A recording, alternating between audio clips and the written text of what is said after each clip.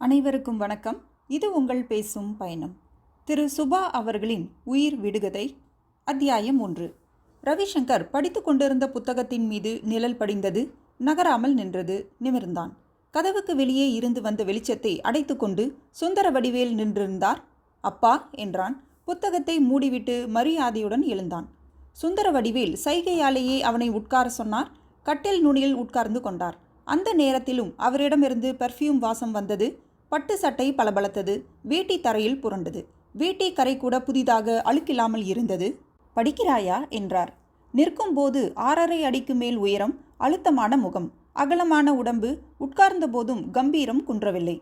Principal எதிரே நிற்கும் மாணவன் போன்ற உணர்வை யாரிடமும் ஏற்படுத்தக்கூடிய தோற்றம். ஆமாம் என்றான் ரவிசங்கர். நாளைக்கு காலையில் ஒரு ஆபரேஷன். புஸ்தகம் படித்துவிட்டா வெட்டப்போகிறாய்? இல்லை இல்லை, ஜஸ்ட் ஒரு ரெஃபரன்ஸிற்காக. புது கிளினிக்கில் எப்படி இருக்கிறது பிராக்டிஸ்? உங்கள் ஆசீர்வாதத்தில் பிரமாதமாக நடக்கிறதாப்பா. நல்ல கூட்டம்.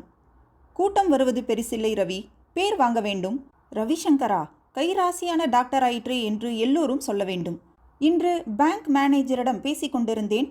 இம்போர்ட் செய்த எக்ஸ்ரே ஸ்கேனிங் மிஷினிற்கெல்லாம் லோன் தர ஜோனல் ஆஃபீஸில் சம்மதித்து விட்டார்களாம். அப்படியாப்பா? ரவிசங்கரின் முகம் மலர்ந்தது. நம்மை பகைத்து கொள்ள முடியுமா சொல்? இந்த ஊரிலேயே அத்தனை வசதியும் இருக்கும் கிளினிக் உன்னுடைய கிளினிக்காக இருக்க வேண்டும் ரவி. அதுதான் என் லட்சியம். சொல்லி இருக்கிறீர்கள் அப்பா. என்னிடம் இல்லாத பணம் இல்லை. வைரத்தில் நம்மை அடித்து கொள்ள ஊரில் ஆள் இல்லை. நினைத்திருந்தால் உன்னையும் இந்த பிசினஸில் இழுத்துவிட்டால் உட்கார்ந்த இடத்திலேயே உன்னாலும் லட்சம் லட்சமாக சம்பாதித்து இருக்க முடியும். ஆனாலும் உன்னை ஏன் டாக்டருக்கு படிக்க வைத்தேன் என்று உனக்கு தெரியும். தெரியும் அப்பா. டாக்டர் வசதி இல்லாமல் அம்மா செத்துப்போன நாளை பற்றி அடிக்கடி சொல்லி இருக்கிறீர்கள். என்ன வசதி வேண்டுமோ கேள் ரவி, ஏற்பாடு பண்ணி தருகிறேன். ஆனால் நீ சின்சியராக இருக்க வேண்டும். என் தொழில் மீது முழு கவனமாக இருக்கிறேன் அப்பா. சின்சியராகத்தான் இருக்கிறேன். சின்ன சின்ன அல்ப சந்தோஷங்களில் உன் கவனம் சிதறக்கூடாது ரவி. சிதறாது அப்பா. நிச்சயமாகத்தானே? நிச்சயமாகப்பா. அப்படியானால் மீரா யார்? அப்பா, மீரா யார்? அது அவளை மறந்துவிடு ரவி. கல்யாண ஆசை வந்துவிட்டதா? என்னிடம் சொல். ஃபாரின் ரிட்டர்ன் டாக்டர் ஒருத்தியின் ஜாதகம் வந்திருக்கிறது. உனக்கு தொழிலிலும் உதவியாய் இருப்பாள். இல்லைப்பா, கல்யாணம் இப்போது வேண்டாம். மீராவை மறந்துவிடு. சுந்தர வடிவேல் ஒட்டகச் செவிங்கி போல் எழுந்தார். அவனை நெருங்கி ஆதரவாக அவன் முதுகில் தட்டிவிட்டு வெளியேறினார். அத்தியாயம் 2. தூசு படிந்த சாலை பாம்பு போல் படுத்திருந்தது. சாலையோரமாக அந்த மாருதி நின்றது. ஒதுக்கத்தில் மரங்கள் குடை விரித்திருந்தன. ஈர பூமியில் வெள்ளை பூக்கள் காகித குப்பை போல சிதறியிருந்தன. பூமியிலிருந்து மேடிட்டு மறுபடி புதைந்த வேர்க்கிளைகளின் மீது ரவிசங்கர் உட்கார்ந்திருந்தான். புல் இதழ்களை ஒவ்வொன்றாக பறித்து போட்டாயிற்று. காற்று தாழ்வாக வீசும்போது பூவிதழ்கள் பறந்தன. புற்கள் எல்லாம் சேர்ந்து தொழுகை செய்தன. மடியில் வந்து பட்டாம்பூச்சிகளைப் போல் அமர்ந்த பூவிதழ்களை வருடிக்கொண்டு ரவிசங்கர் காத்திருந்தான். இர் என்ற டீசல் என்ஜின் சப்தம் வெகு தூரத்தில் இருந்து அதிர்வுகளாக புறப்பட்டது. அவனை அலை அலையாக தாக்கியது. நிமிர்ந்தான். வளைந்து மரங்களுக்கு பின் மறைந்த சாலையின் திருப்பத்தில் பஸ் தெரிந்தது. விரைப்பானான். பஸ்ஸின் ஒளி சிறிது சிறிதாக கூடி நெருங்கி அவனை தாண்டி போனது. 50 மீட்டர் தள்ளி நின்றது. நின்ற பஸ்ஸில் அந்த பக்கத்து படிகளில் இருந்து ஒரு கொலுசு அணிந்த கால் இறங்கி தரையில் ஊன்றுவது பஸ்ஸின் கீழ்ப்படியில் தெரிந்தது. வெளிர் என்ற அப்பழுக்கில்லாத கால் நொடியின் பின்ன நேரத்தில் அந்த காலை மூடி புடவை இறங்கியது. இன்னொரு காலும் பதித்து அந்த பெண் இறங்கிவிட்டாள். அந்த ஒற்றை பயணியை இறக்கிவிட்ட களைப்போடு பஸ் சீறிவிட்டு புறப்பட்டது. தூசு பறக்க விலகி ஓடியது. பஸ் விலகியதும் அவள் முழுசாக தெரிந்தாள். மீரா. அவளை ஒவ்வொரு முறை பார்க்கும் பொழுதும் அவனுக்கும் எழும் அதே உணர்வுதான் இப்போதும் எழுந்தது. குழந்தை. 20 வயது குழந்தை. 5 அடி 4 அங்குலம். மதர்ப்பான மார்புகள், வெட்டி விரியும் இடுப்பு, அகன்று குறுகும் கால்கள். எதுவும் அவன் கண்களை ஈர்த்ததில்லை. அவள் முகம் துடிப்பான ஒரு சிறுமியை போன்ற முகம். பெரிய விழிகள், அவற்றில் படபடப்பு, சின்ன எடுப்பான மூக்கு, ரோஸ் நிற உதடுகள், தப்பாத பல்வரிசை, குமிழ் முகவாய், வெளிச்சத்தை பிரதிபலிக்கும் சருமம், எல்லாவற்றையும் மீறி முகத்தில் பிரகாசிக்கும் வெகுளித்தனம். அவனை பார்த்ததும் அவள் முகத்தில் தானாக ஊற்றெடுத்த புன்னகையை அவள் அடக்க முடியாமல் சாலையை கடந்து வந்தாள். ஸ்லிங் ஸ்லிங் என்று கொலுசு முனகிக் கொண்டே வந்தது. சாலையை கடந்து அவன் மாருதியை தாண்டும் போது அதன் தூசு போர்வையில் ஒற்றை விரலால் விளையாட்டாக ஒரு கோடு இழுத்தாள். காற்று புடவையை மோதி அவள் உடம்போடு நெருங்கிய போது செல்லமாக கோபித்து கால்களை விடுவித்து நடந்தாள். ரொம்ப நேரம் வெயிட்டிங்கா? இல்லை, இப்போதான் வந்தேன். வழியில் ஒரு ஆக்சிடென்ட், டிராஃபிக் எல்லாம் திருப்பி விட்டுட்டாங்க. ரவிசங்கருக்கு எதிரே பூவிதழ்கள் சிதறியிருந்த பூமி மெத்தையில் உட்கார்ந்தால் முழங்கால்களில் முகவாயை இருத்தி அவனை கண்களுக்குள் பார்த்தாள். ஃபோன் வந்திருக்குன்னு சொன்னப்ப அம்மாவுக்கு தான் என்னவோ ஆயிடுச்சுன்னு பயந்துக்கிட்டே போனேன். உங்கள் குரலை கேட்டதும் தான் நிம்மதியாச்சு. காலேஜுக்கெல்லாம் சாதாரணமாக ஃபோன் பண்ண மாட்டீங்களே?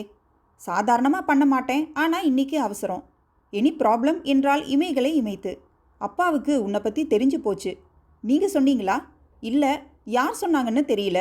ஆனால் உன் பேர் மீராங்கிறது கூட அவருக்கு தெரிஞ்சிருக்கு. என்னைக்கு இருந்தாலும் தெரிய வேண்டியது தானே. என்ன சொன்னாரு? என்ன சொன்னாரு ரவி? மறந்துடுங்கிறாரு. மறந்துட போறீங்களா? மீரா ப்ளீஸ் அந்த வார்த்தையை கூட சொல்லாத. அப்பா கிட்ட நீங்கள் என்ன சொன்னீங்க? ஒன்றும் சொல்லலை. திடீர்னு அவர் குண்டை தூக்கி போட்டதும் வெளத்து போச்சு எனக்கு. வாயில் வார்த்தையே வரல. அவ்வளவு தானே? அது ஒரு ஸ்டேஜ் ஆஃப் ஷாக். இன்னைக்கு போய் சொல்லுங்க. முடிவு பண்ணிட்டேன்னு சொல்கிறதுன்னு. ஆனால் தனியாக இல்லை, உன்னையும் கூட அழைச்சிட்டு போக போகிறேன். என்னையுமா? நான் எதுக்கு? சும்மா மீரான்னு ஒரு பேரை கேட்டுட்டு தான் அவர் மறந்துடுன்னு சொல்கிறாரு. உன்னை பார்த்தா உடனே புரிஞ்சிடும் அவருக்கு. பையன் ஏதோ ஒரு தருதலையை நம்பி ஏமாந்துடலை. நம்ம குடும்பத்துக்கு ஏற்ற பொண்ணாக தான் பார்த்துருக்கான்னு. எனக்கு பயமாக இருக்கு ரவி. உங்கள் அப்பாவை பற்றி நீங்கள் சொல்லியிருக்கிறதெல்லாம் நினச்சாலே குடல் நடுங்குது. நல்ல கதையாக இருக்கே.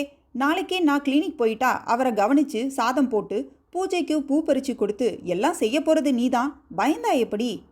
பயம்னா எனக்கு ஒன்றும் பயம் இல்லை, ஒரு மரியாதை தான். எப்போ போகலாம்? இப்போவே? ஐயோ பயப்படுறியே. நாளைக்கு வரேன் ரவி. 10 நாள் கழித்து இன்னைக்கு தான் மீட் பண்ணுறோம். அதுக்குள்ளே கட் பண்ண சொல்கிறீங்களே. சுபசிய சீக்கிரம்னு சொல்லுவாங்களே, கேட்டதில்ல? அப்படின்னா நல்ல காரியங்களை ஒத்தி போடக்கூடாது, உடனே செய்யணும்னு அர்த்தம். அம்மாவோட வரலாமேன்னு பார்த்தேன். அஃபீஷியலாக அப்புறம் அம்மாவோட வா. ஆனால் இப்போ என் கூட தான் வரேன். ஃப்ரெண்ட்லியாக வர வேண்டியது தானே. இப்போவே வா. இப்போவே வா. நான் ரெடி. நானும். ரவிசங்கர் எழுந்து அவளுக்கு கை கொடுத்து தூக்கினான். மிருதுவான விரல்கள் அந்த விரல்களை தாமரை மொட்டாக பற்றினான். ஐயோ உங்க அப்பா எங்கே என்று ரவிசங்கர் அவள் கையை விட்டதும் பொங்கி சிரித்தாள். அவன் அவளை தலையில் கூட்ட கையை ஓங்கினான். அத்தியாயம் 3. சுந்தர வடிவேல் ஒற்றை கண்ணில் வட்ட லென்ஸை மாட்டியிருந்தார். நீல நிற வெல்வெட் பரப்பி நட்சத்திரங்களாய் சிதறியிருந்த வைரங்களை ஒவ்வொன்றாக புரட்டி குறிப்பிட்டதொரு கல்லை எடுத்தார். லென்ஸ் வெளியே தரிசித்து திருப்தியாக புன்னகைத்தார். லென்ஸை கலற்றினார். நிமிர்ந்தார். அடடே நீயா? வா வா. எப்பொழுது வந்தாய்? கடைக்கெல்லாம் வரமாட்டியே நீ? ரவிசங்கர் தெளிந்தான். நான் என்ன சொல்லேன்? அவளை அழைத்து வந்திருக்கிறேன்பா. எவளை? மீராவை.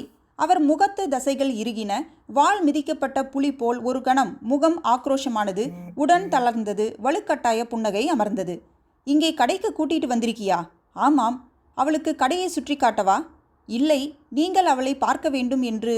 பார்த்து பாருங்களேன் அப்பா. ஏன் இப்படி பிக் பாக்கெட் அடித்தவன் மாதிரி நடுங்குகிறாய்? கூட்டி வா, பார்க்கிறேன். தேங்க்ஸ். ரவிசங்கர் திரும்பி ஷோரூமின் மரப்படிகளில் வேகமாக இறங்கி போனான்.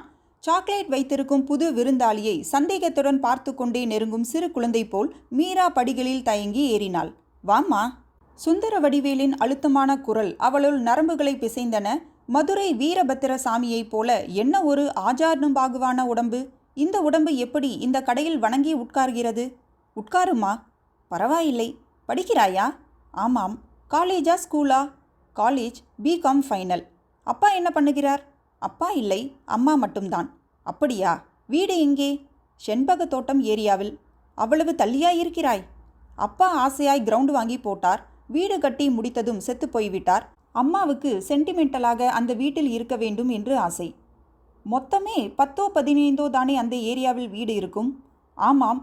எங்களுடையது ரோட்டிலிருந்து ஒதுங்கி உள்ளே தான் இருக்கிறது. மலிவாய் வேறு எங்கும் கிரவுண்டு கிடைக்கவில்லை. மீராவுக்கு அவருடைய கேள்விகள் பிடித்திருந்தன. படிப்பு, வீடு, என்ன பஸ் ரூட் என்று கேட்டுக்கொண்டிருந்தால் தங்க தடையில்லாமல் பதில் சொல்லிக்கொண்டே போகலாம். கடையை சுற்றி பார்த்தாயாமா? இல்லை, ஆனால் பார்த்தாலே பிரமிப்பாய் இருக்கிறது. ஒவ்வொரு வைரக்கல்லும் என்னுடைய இரத்தத்துளி. பிசினஸ் படிந்து அதில் முன்னுக்கு வர நான் பட்ட கஷ்டம் கொஞ்சம் நஞ்சமில்லை. சொல்லி இருக்கிறார். யார்? இவனா? இவனுக்கு என்ன தெரியும்? நான் அவனிடம் சொன்னதை அவன் உன்னிடம் சொல்லியிருப்பான். ஒரு நாளில் ஒரு ராத்திரியில் சம்பாதிக்கிற காசில்லை இது. எனக்கு புறம் எல்லாம் இவனுக்குத்தான். ரவிசங்கர் தர்ம சங்கடமாக நெளிந்தான். மீராவிடம் அப்பா சொத்தை பற்றியும் தன் செல்வத்தை பற்றியும் செல்வாக்கை பற்றியும் பிரம்மாண்டமாக பேச பேச அவளுக்குள் எழப்போகும் தாழ்வுணர்ச்சியை எண்ணி தவித்தான். உனக்கு வீட்டில் கல்யாணத்திற்கு பார்த்து கொண்டிருக்கிறார்களாமா? இல்லை, 20 வயசுதானே, முதலில் படிப்பு முடியட்டும் என்று உன் அம்மா நினைக்கிறாங்களோ என்னவோ? ஆமாம்.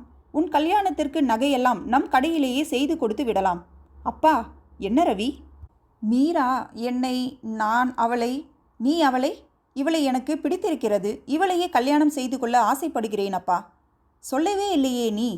நீங்களே கூப்பிட்டு விசாரித்தீர்களே. சந்தேகப்பட்டேன், அவ்வளவுதான். நீ ஆமாம் என்று கன்ஃபார்ம் செய்யவில்லையே. சார், ரவிசங்கரின் பேரில் நானும் உயிரே வைத்திருக்கிறேன். ரவியின் மேலா, அவனுக்கு வந்து சேரப்போகிற சொத்தின் மேலா?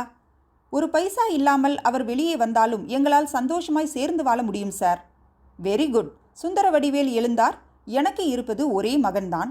அவன் இந்த ஊரில் பெரிய டாக்டராக வரவேண்டும் என்று எனக்கு ஆசை. அவனுடைய பொண்டாட்டியும் ஒரு டாக்டராக இருந்தால் அவனுக்கு தொழிலில் ரொம்ப உதவியாய் இருக்கும் என்று நான் நினைக்கிறேன். அவருக்கு ஹெல்ப் செய்ய நான் டாக்டருக்கு படிக்கக்கூட தயாராக இருக்கிறேன் சார். கடையில் நுழைந்து வைர நெக்லஸை வாங்குகிற மாதிரியான விஷயம் இல்லை இது. டாக்டர் படிப்புக்கு அட்மிஷன் கிடைப்பதென்றால் அவ்வளவு சுலபம் என்று நினைத்து விட்டாயா? மீரா இருந்தால் எனக்கு ஹெல்ப் தான் அப்பா. புரிகிறது புரிகிறது. உனக்கு அவள் மேல் எவ்வளவு பிடிப்பு இருக்கிறது என்று எனக்கு புரிகிறது.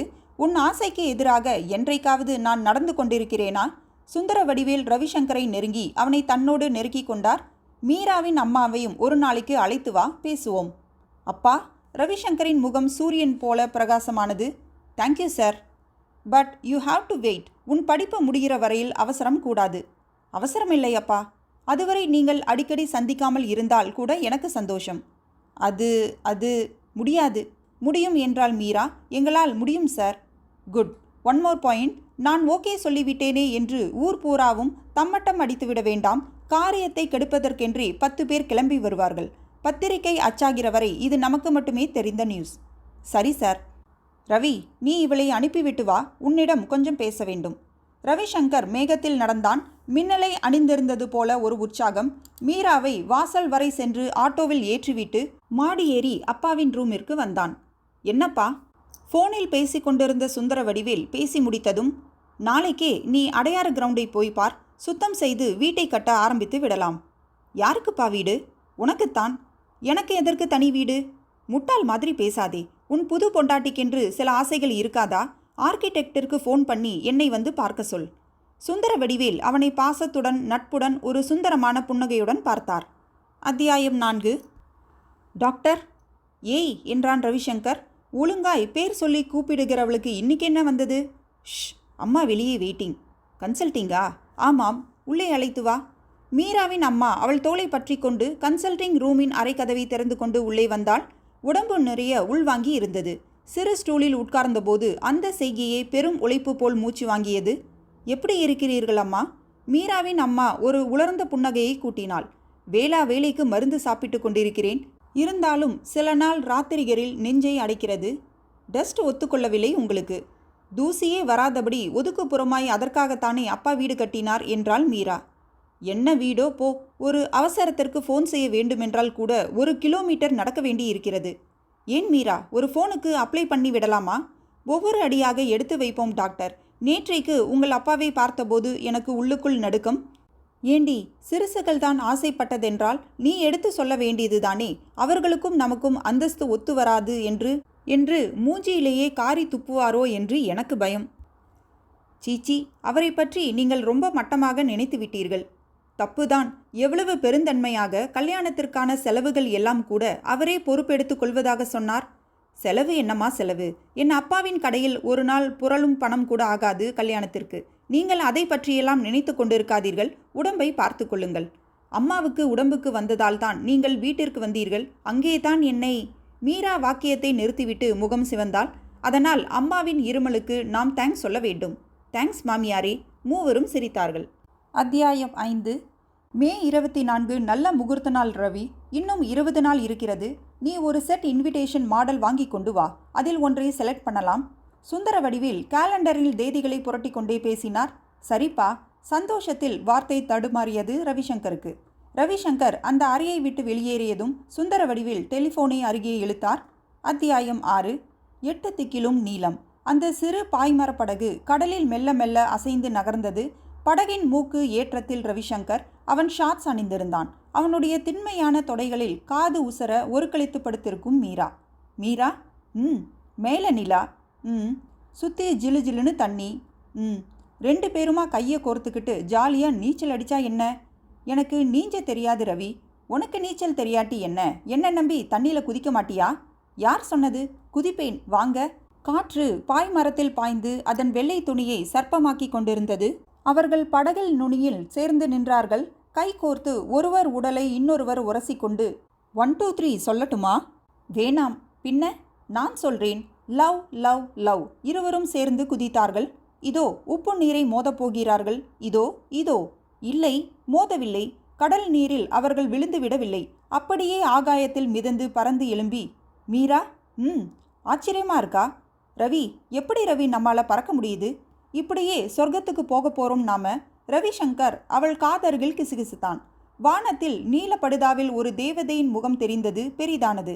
அன்புடன் வா என்று அழைத்து திடீரென்று தேவதை அலறினாள். கிள். மீரா வெகு திடுக்கிட்டு விழித்தாள். கனவு, எல்லாம் கனவு. ஆனால் தேவதை ஏன் அப்படி அலறினாள்? அப்போதுதான் அவளுக்கு அந்த சத்தம் கேட்டது, காலடி சத்தம். ஒரு அடிக்கும் அடுத்ததற்கும் நடுவில் மௌனமாக நீல இடைவேளைகள் விட்டு, அம்மாவா, உடம்பு முடியாமல் படுத்திருக்கிறாளா? மீரா கட்டிலில் எழுந்து உட்கார்ந்த நேரம் படுக்கை அறை கதவு பளீரென்று திறக்கப்பட்டது. அரண்டு போய் பார்த்தாள். வெளிச்சமில்லாத இருட்டில் 2 பேர். யாரது? யமன்கள். அவள் பதறி எழுந்திருக்கும் முன் அவர்கள் அவளை நெருங்கிவிட்டனர். ஒருத்தன் கையை வளைத்து அவள் வாயை பொத்தினான்.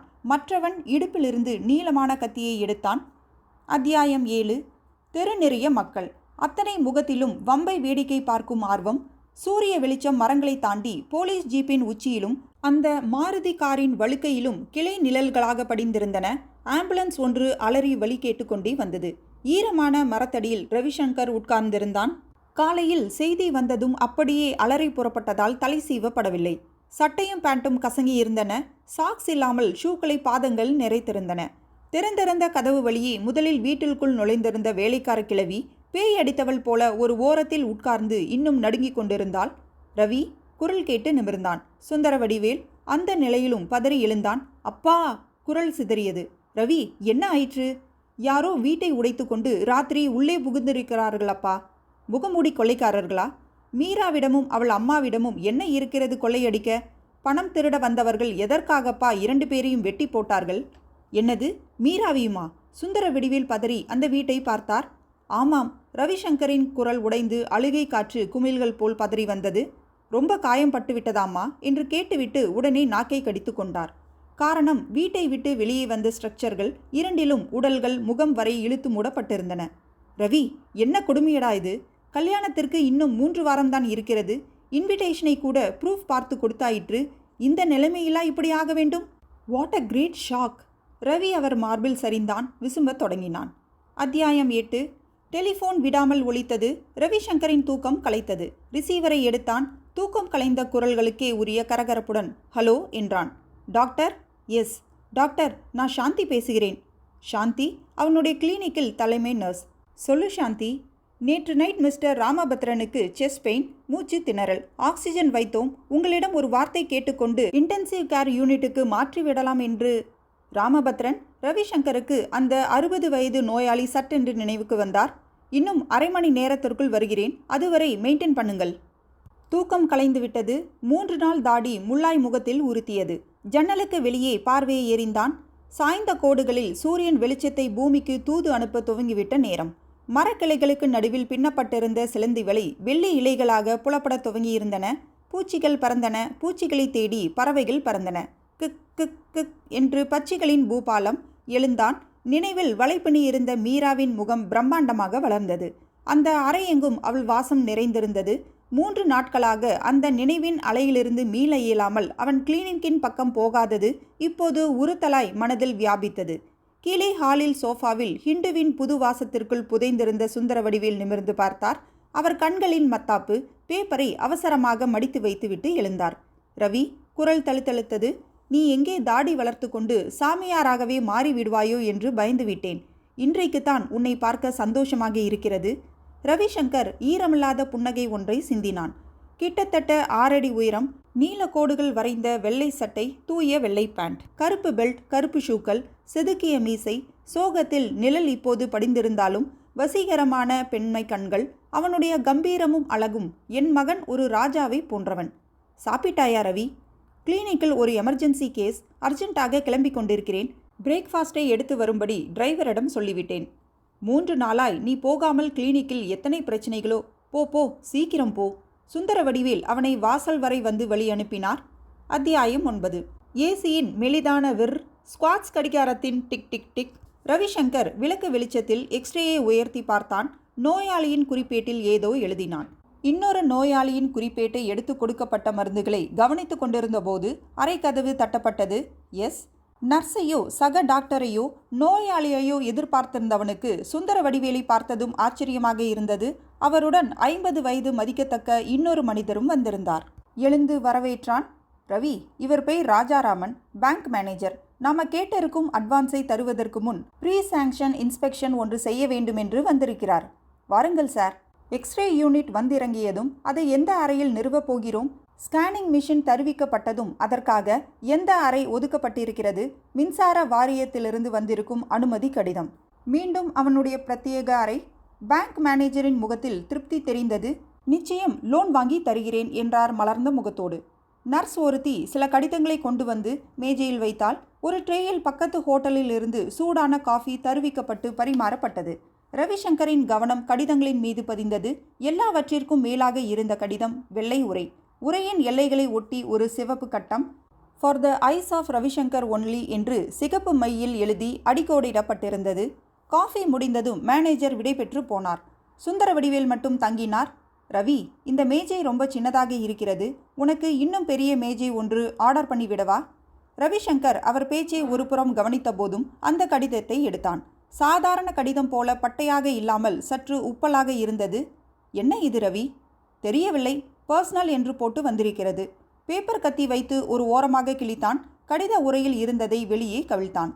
நீளமான காம்பும் ஒற்றை பச்சை எலியுமாக வெளியே வந்து விழுந்தது ஒரு ரோஜா. அதன் பின்னே 4 மடிக்கப்பட்ட ஒரு கடிதம். சுந்தர வடிவேலின் புருவங்களில் ஆச்சரியம். ரவிசங்கர் கடிதத்தை பிரித்து குரல் கொடுத்து படித்தான். இருதயமில்லாத டாக்டர் ரவிசங்கருக்கு வணக்கம். சுந்தர வடிவேல் என்கிற மாபெரும் அயோக்கியனின் மகனாக நீ வாழ்ந்தது போதும். அவனுடைய உறவை அறுத்து எறி. மே 20ஆம் தேதிக்குள் சுந்தர வடிவேல் ஒரு பொது அறிக்கை விட வேண்டும். அதில் உனக்கும் அவனுக்கும் எந்த தொடர்பும் இல்லை, உறவும் இல்லை என்றும், சுயமாக சம்பாதித்து சேர்த்த அவனுடைய சொத்தில் ஒரு நயா பைசா கூட உனக்கு கிடையாது என்றும் அவன் சொல்ல வேண்டும். வக்கீல் வைத்து சாசனம் எழுதி அதை கோர்ட்டில் பதிவு செய்ய வேண்டும். அப்படி நான் குறிப்பிட்ட தேதிக்குள் இந்த அறிக்கை வெளியாகாவிட்டால் மே 24ஆம் தேதி உலகின் எந்த மூலையில் நீ ஒளிந்து கொண்டாலும் உன் உயிர் என் கையால் பறிபோகும். இருதயமில்லாதவன். என்னப்பா இது? தலைகால் புரியவில்லையே என்றார் சுந்தர வடிவேல். உனக்கு போய் ஒருத்தன் மிரட்டல் கடிதம் ஏன் எழுத வேண்டும்? நான் சம்பாதித்த காசு உனக்கு சேர்வதில் அவனுக்கு அப்படி என்ன வருத்தம்? ரவிசங்கர் கடிதத்தை முன்னும் பின்னும் புரட்டி பார்த்தான். மொடமொடப்பான பாண்ட் பேப்பர், வலுவான பால் பாயிண்ட் கையெழுத்து. ரோஜாவின் காம்பை பற்றி எடுத்தான். கவரில் வைத்து அனுப்பப்பட்டதால் சற்று அழுத்தப்பட்டு அதன் வடிவம் மாறிப்போயிருந்தாலும் ரோஜா புதிதாக இருந்தது, ஆரோக்கியமாக இருந்தது. கிறுக்குத்தனமாய் இருக்கிறது என்றான். கிறுக்குத்தனம் என்று அசால்ட்டாக இருக்க முடியாது ரவி. போலீஸிற்கு உடனே தெரிவித்து விடுவதுதான் நல்லது. போலீஸா? இன்ஸ்பெக்டர் பால்ராஜ் அந்த கடிதத்தை முன்னும் பின்னும் புரட்டி பார்த்தார். கவரை எடுத்து அஞ்சல் தலையில் விழுந்திருந்த முத்திரையை பார்த்தார். இதே ஏரியா போஸ்ட் ஆஃபீஸில் தான் போஸ்ட் ஆகி இருக்கிறது. அப்படியா? சுந்தர வடிவேல் ஆச்சரியம் காட்டினார். நேரில் கொடுக்கலாம் என்று வந்தானோ என்னவோ, கடைசி நிமிடத்தில் ஐடியாவை மாற்றிக்கொண்டு போஸ்ட் பண்ணியிருப்பான். ரோஜா பூவை பார்த்தால் புதிதாய் இருக்கிறது இல்லை? அதுதான் எனக்கு குழப்பமாக இருக்கிறது. மிரட்டுகிறவன் எதற்காக ஒரு ரோஜா பூவை கூட அனுப்பினான் என்றார் பால்ராஜ். உங்களுக்கு குறிப்பாய் யார் மீதாவது சந்தேகம் இருக்கிறதா?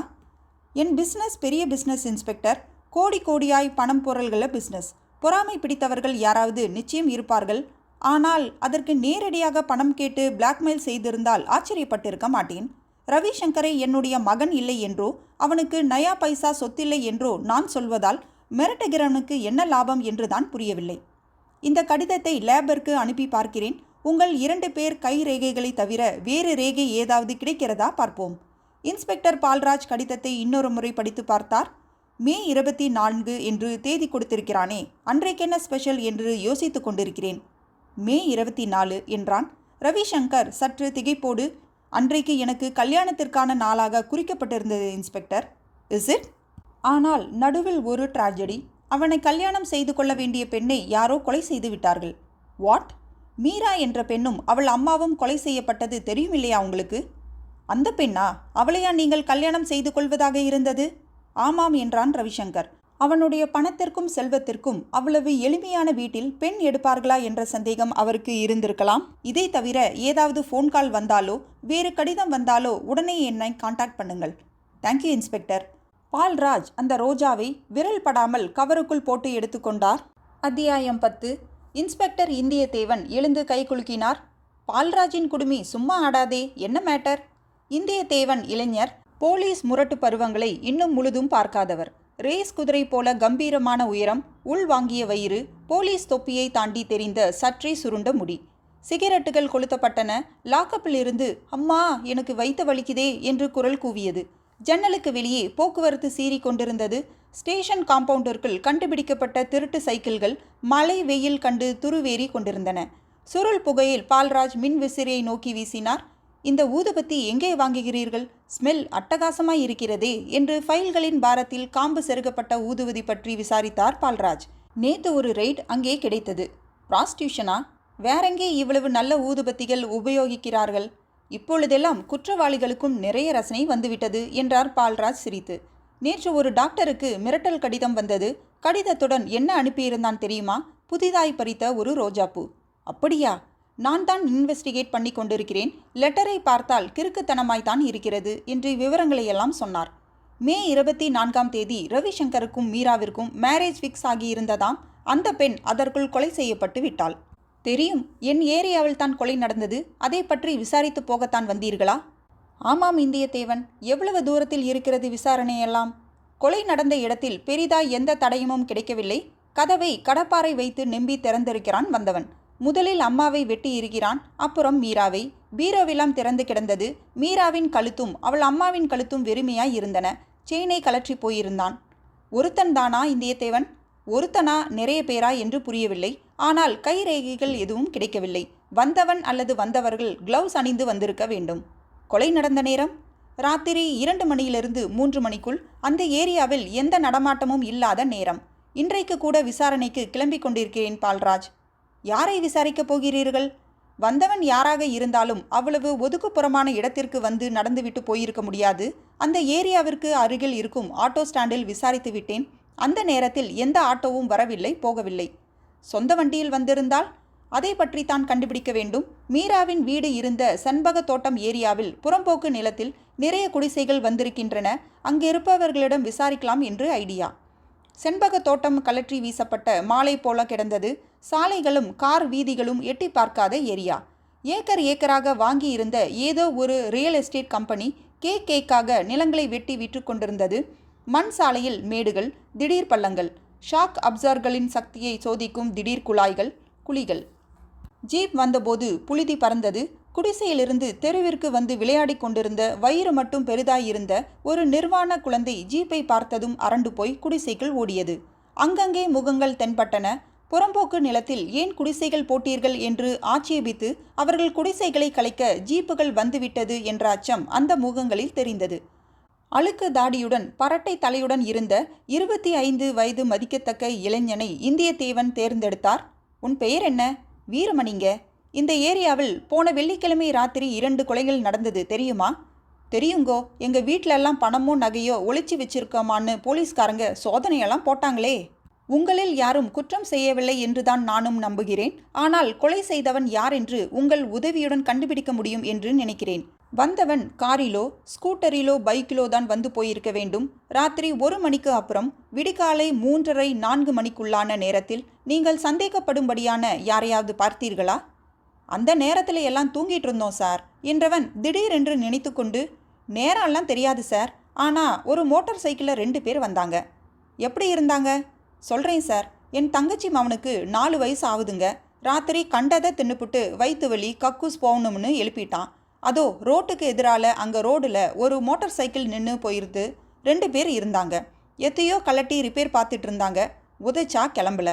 அப்புறம் ஒருத்தன் உட்கார்ந்துருக்க இன்னொருத்தன் பின்னால் இருந்து தள்ளிக்கிட்டே வந்தான். வண்டி ஸ்டார்ட் ஆயிடுச்சு. 2 பேரும் உட்கார்ந்து புர்ருன்னு விரட்டிக்கின்னு வந்துட்டாங்க. பாவி பைய, என் தங்கச்சி மவன் காரியம் முடிஞ்சு கரெக்டாக எழுந்து அப்போ தான் ரோட்டில் ஓடி வரான். பைக்கில் வந்து விழுந்தான். அவனுங்க பிரேக் அடித்து நிறுத்திட்டாங்க. பையனுக்கு ஜாஸ்தி அடிபடலை. ஆனாலும் சத்தம் கேட்டு எங்கள் ஆளுங்கள்லாம் வந்துட்டாங்க.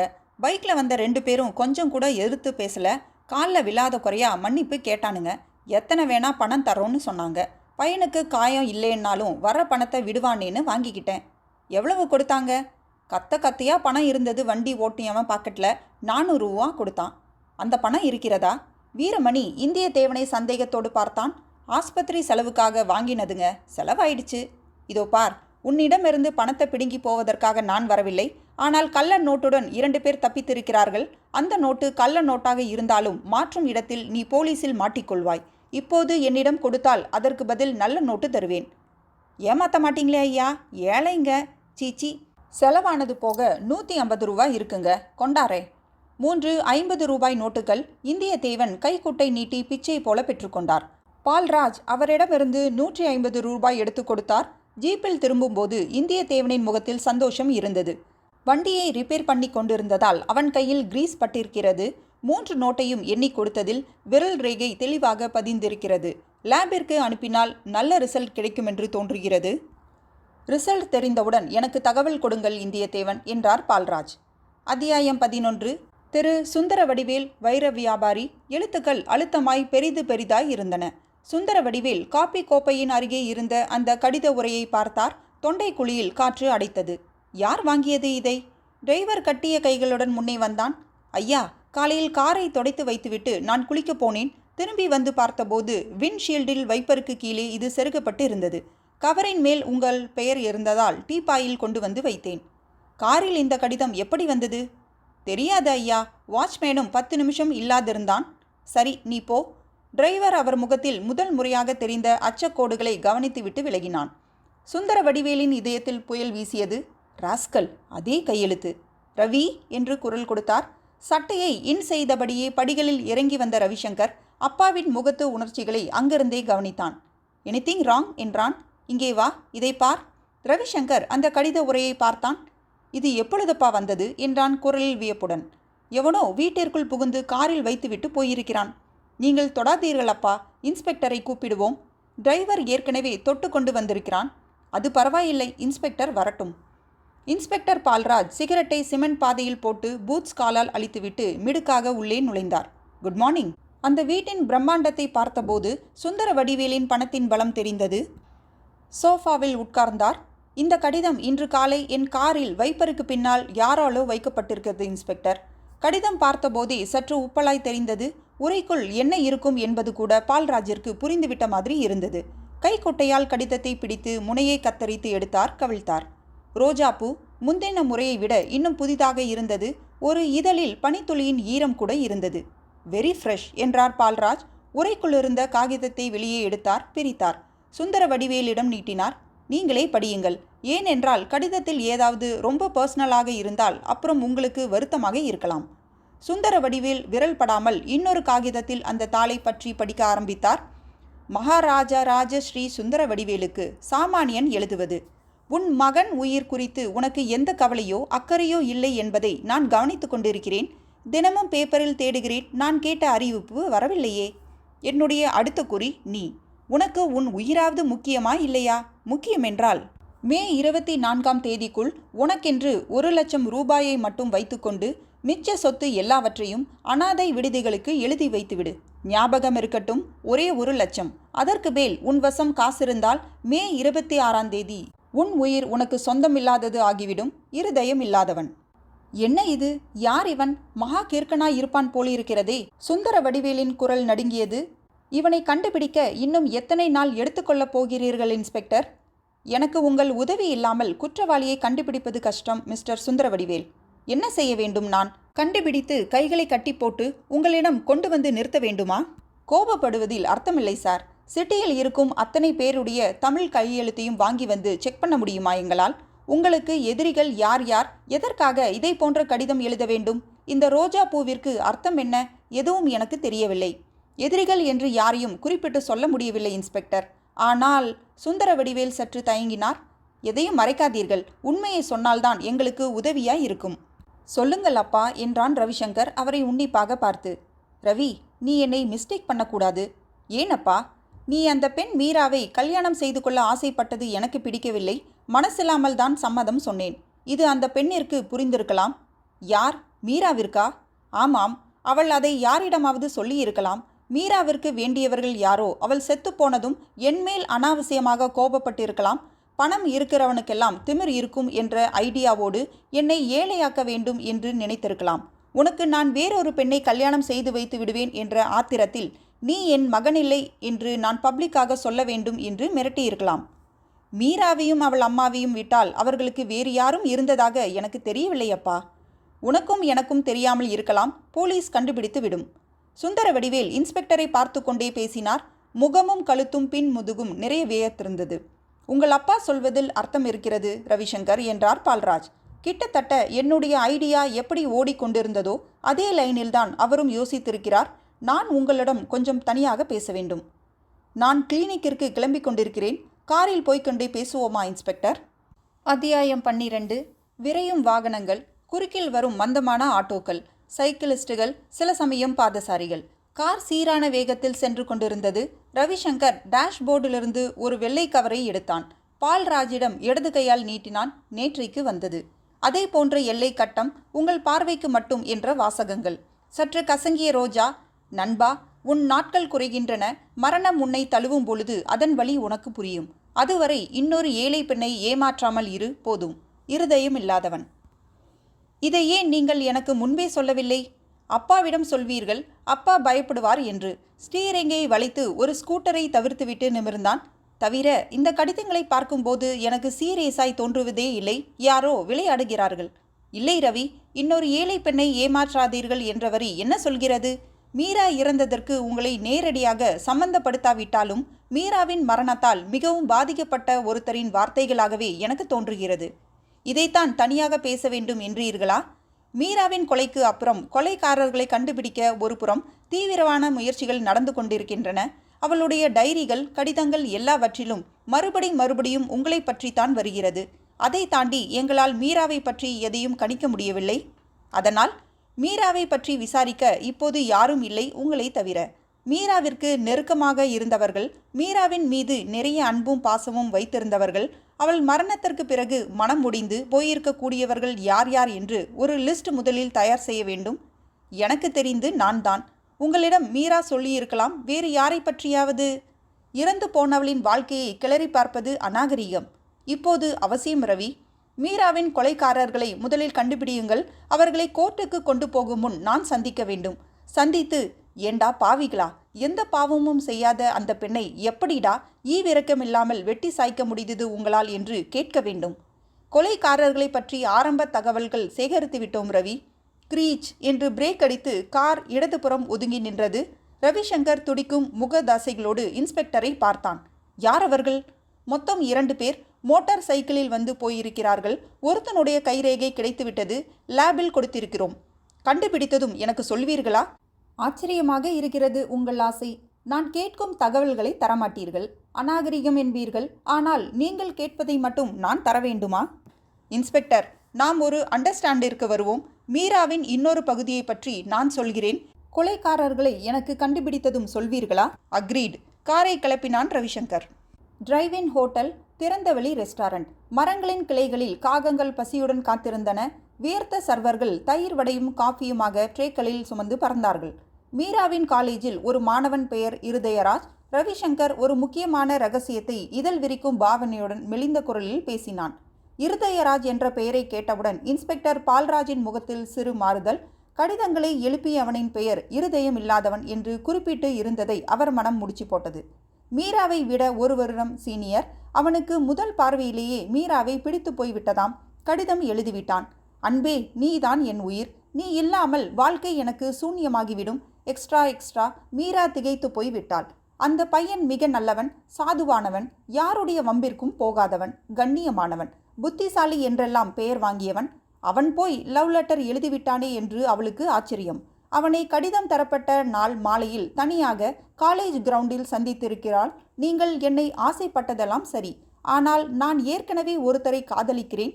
அவர் பெயர் ரவிசங்கர் என்றெல்லாம் சொல்லி இருக்கிறாள். அவன் இடிந்து போய்விட்டானாம்.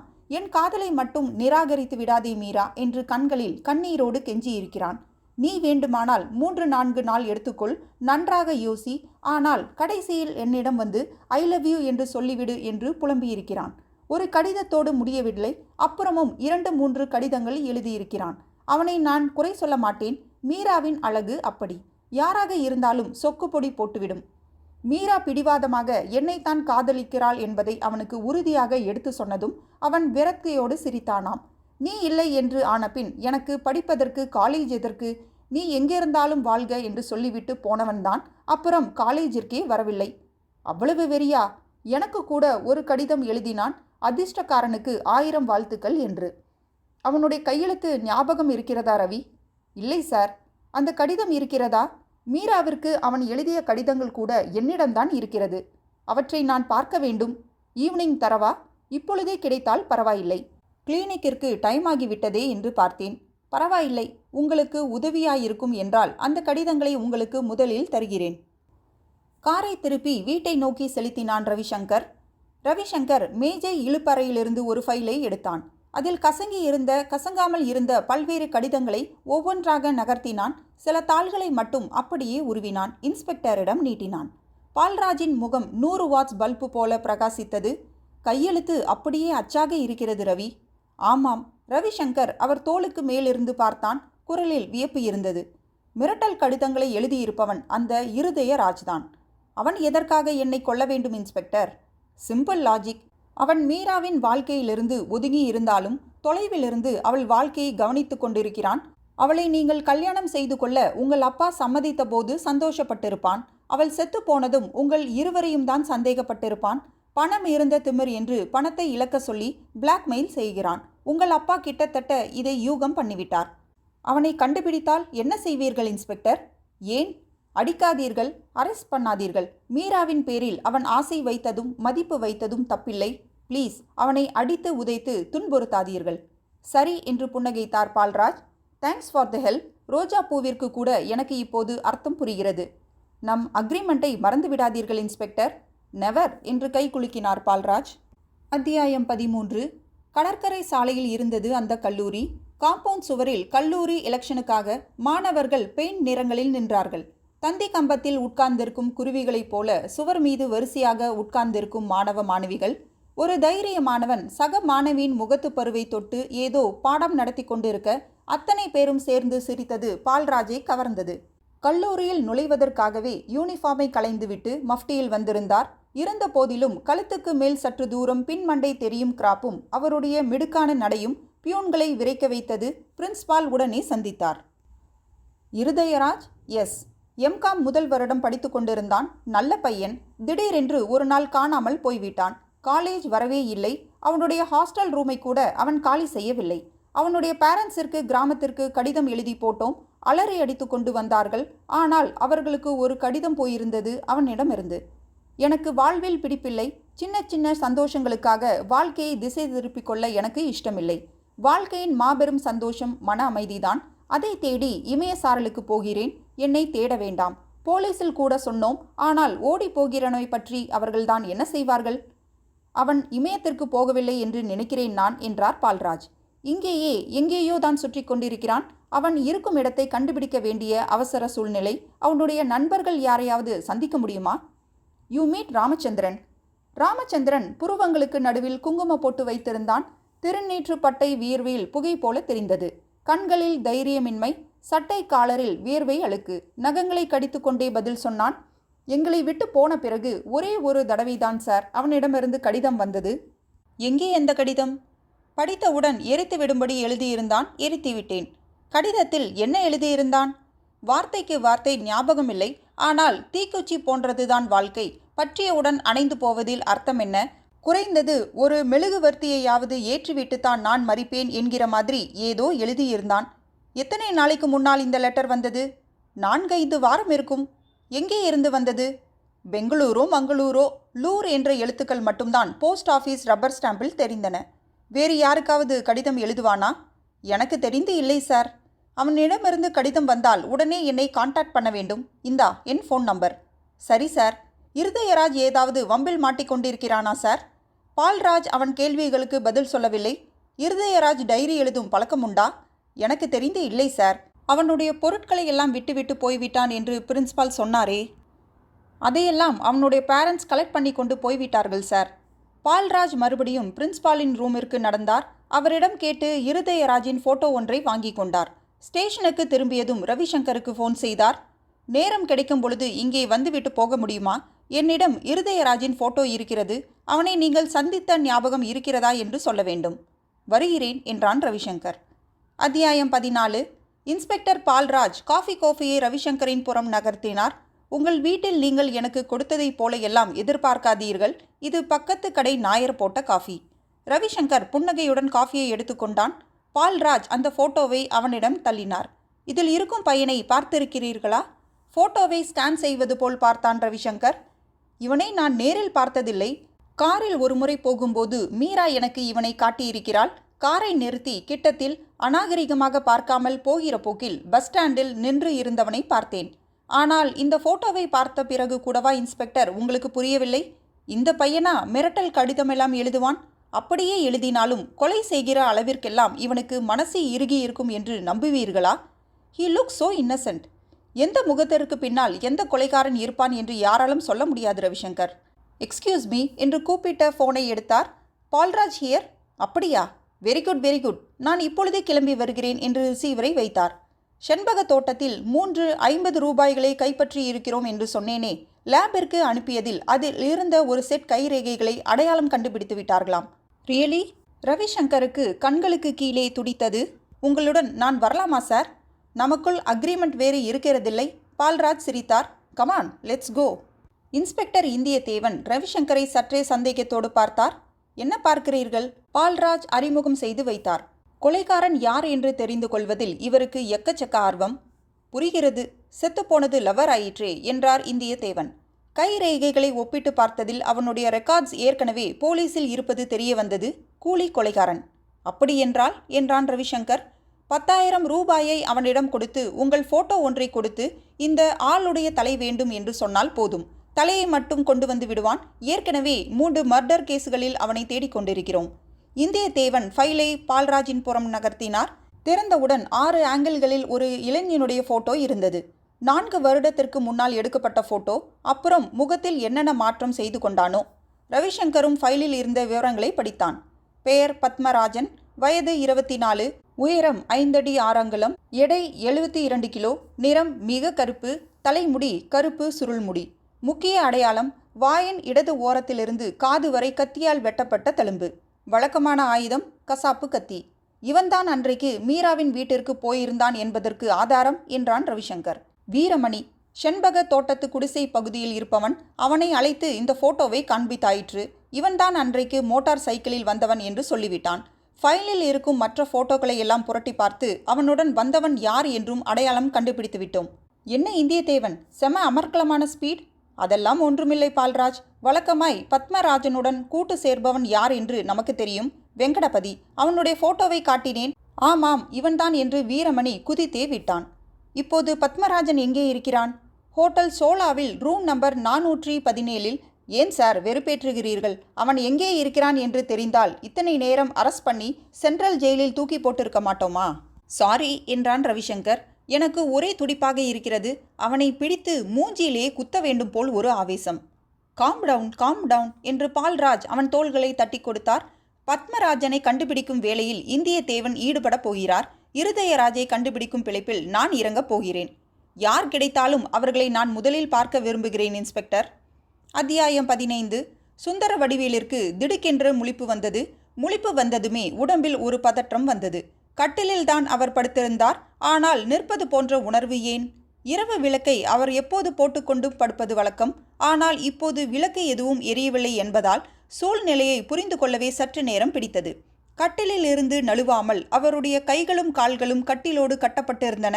தலையணையில் அவர் தலை வைத்தபடி நெற்றி பகுதியில் ஒரு பட்டை துணி ஓடியது. வாய் திறந்து பேச முடியாதபடி அவருடைய வாயையும் ஒரு துணி மூடியிருந்தது. அத்தனையும் சேர்த்து அவரோடு கட்டிலில் அப்படியே நிமிர்த்தி நிற்க வைக்கப்பட்டு இருந்தது. யார் அது? யார் இப்படி செய்தது? அவன் அவர் கையையும் காலையும் கட்டும் வரையில் ஏன் விழிக்கவில்லை? இப்போது ஏன் விழிப்பு வந்தது? புவி ஈர்ப்பு சக்தியின் காரணமாக அவருடைய உடலும் மெத்தையும் இழுக்கப்பட கட்டிலோடு கட்டியிருந்த கயிறுகள் அங்கங்கே பிடித்து இழுக்க வலியின் வேதனை அவருக்கு புரிந்தது. ரவி என்று கத்த நினைத்தார். வாய்க்குள் பூட்டு. கையால் எதையாவது நகர்த்தி சப்தம் செய்யலாம் என்றால் கைக்கு விலங்கு. சுந்தர வடிவேல் அந்த கணத்தில் அப்படியே கரைந்து போய் விடக்கூடாதா என்று ஏங்கினார். எத்தனை லட்சங்களுக்கு அதிபதியாய் இருப்பவன் நான். ஆனால் இரும்பு பெட்டியிலும் சோகேஷ் லாக்கர்களிலும் இருக்கும் என் சொத்தில் ஒரு பைசா கூட என்னை இப்போது விடுவிக்க பயன்படாதா? கண்கள் இருட்டுக்கு பழக்கமானதும் எதிரே இருந்த சுவர் கண்ணாடியில் நேரம் தெரிந்தது. மணி 3:30 அதிகாலை. காலை 5:30 மணிக்குத்தான் அவர் எழுந்து பழக்கம். எழுந்ததும் முதல் காஃபி சூடாக இறங்க வேண்டும். இன்னும் முழுசாக 2 மணி நேரங்கள். அதுவரை அவரை யாரும் தேடக்கூட மாட்டார்கள். ஆண்டவனே, ஏதாவது காரணம் வைத்து ஒரு வேலைக்காரனோ சமையல்காரனோ இந்த ரூமிற்கு இப்போது வரக்கூடாதா? ஏசி ஒரு புறம் ஓடிக்கொண்டிருந்த போதிலும் அவருக்கு ஏகமாய் வியர்த்தது.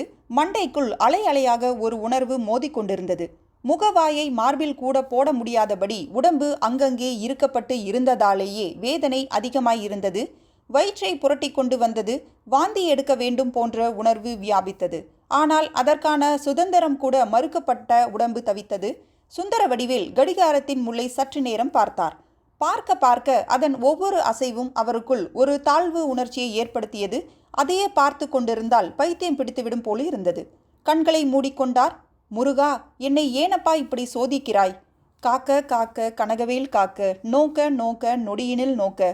மனதில் வரிகள் மீண்டும் மீண்டும் ஓடின. இமைகளுக்குள் விழிகள் களைத்து போய் எப்படியோ உறங்கி போயின.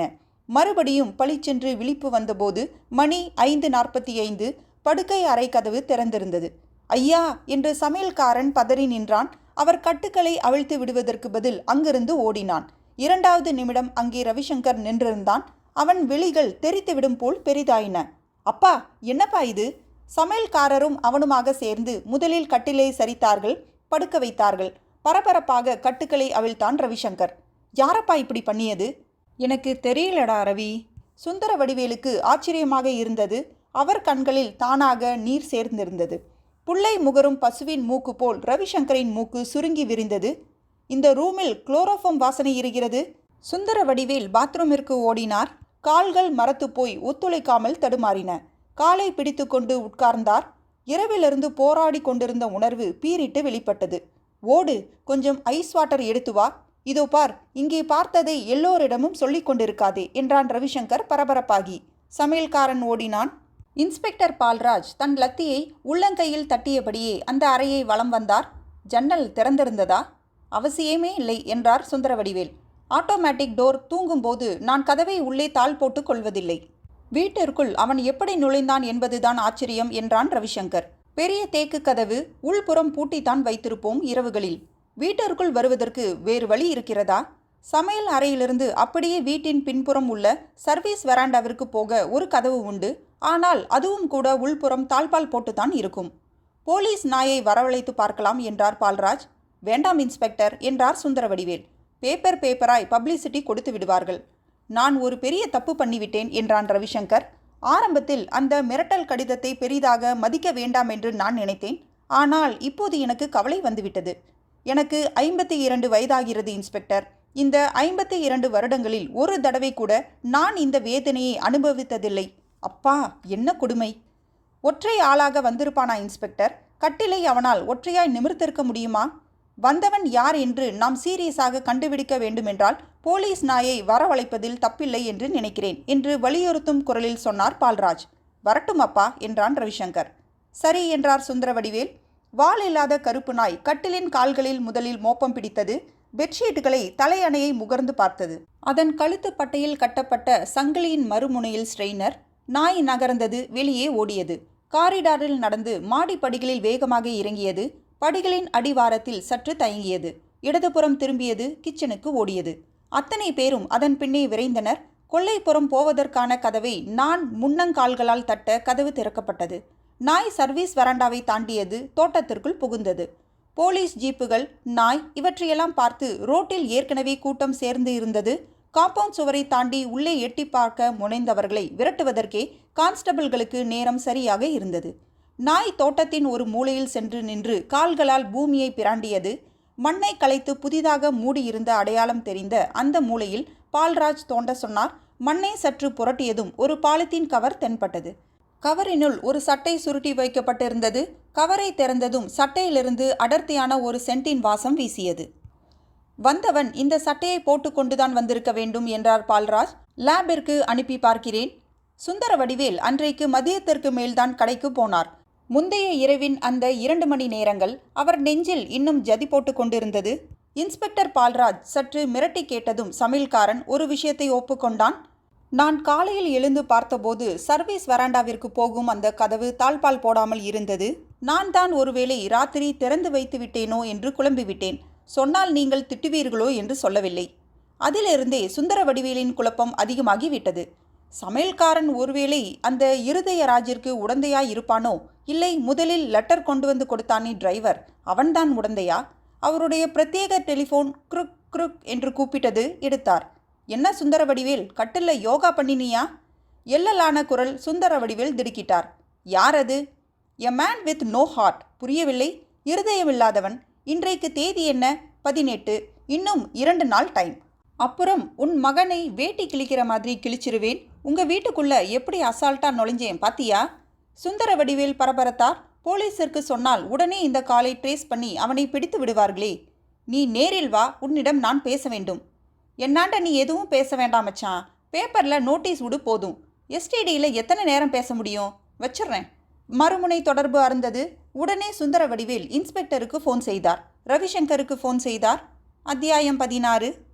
எஸ்டிடி என்றா சொன்னான்? பால்ராஜ் மூக்கை சொரிந்து கொண்டார். உண்மையோ பொய்யோ என்றான் ரவிசங்கர்.